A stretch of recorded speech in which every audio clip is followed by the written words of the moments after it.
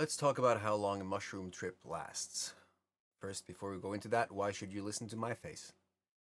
I've found psychedelics relatively late in my life, so around my late 20s.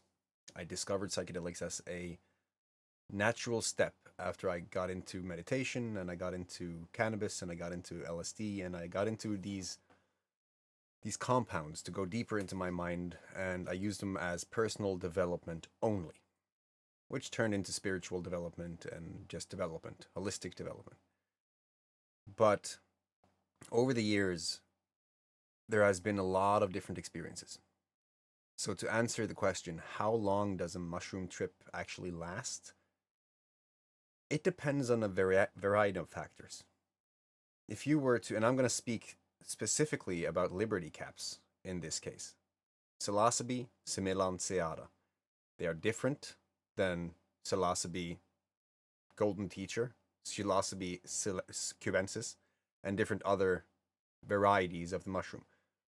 Psilocybe semilanceata, or liberty cap, grows in Norway or equal or similar areas like the UK, probably in Canada and a few other places. It needs a slightly different climate. It can't be tropical because then it's going to die like a Norwegian in a 23-degree-Celsius heat.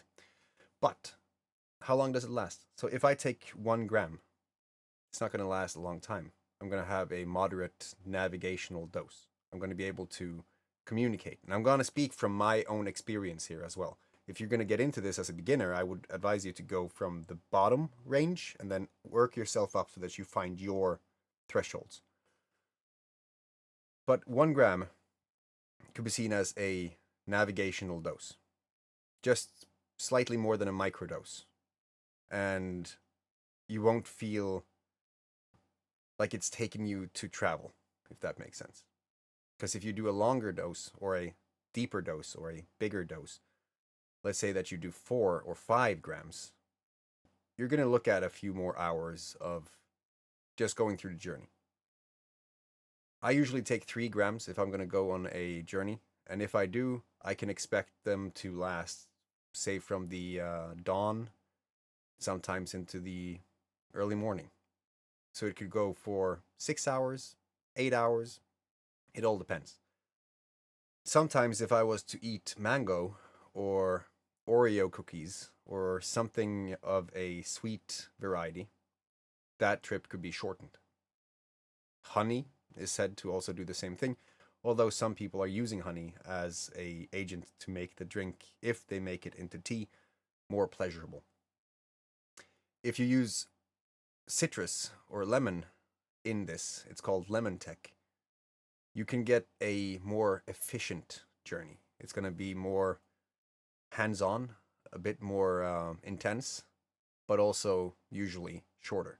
This also depends on what kind of medication you're on, if you're on any, and it's going to depend on who you are as a person, how you see the world, your mindset, your current struggles and challenges and dreams and aspirations and goals. It depends on a lot of things. But generally, a trip could be seen as lasting from anywhere from 6, and if you want to go really safe, 12 hours. After that, you're also going to have an afterglow, which is where you can feel the mental effect. You can feel the connectiveness, the focus after the trip, but you won't be as impacted by the visual hallucinations and everything that you can experience during a mushroom trip. I'm not going to make this a long video. I guess if you want to know more, there is a QR code on the side here, and you can go into there. You'll find the Discord community. There you just ask about psychedelics, and we'll give you access to that portion of the Discord server. And then from there, there's a whole bunch of different journeys that you can go on. It all depends on where you are, where you want to go, and what kind of experience you have. So with that, I hope you're having a fantastic, absolutely epic day. Take care of your frickin' family, and I'll see you in the next one.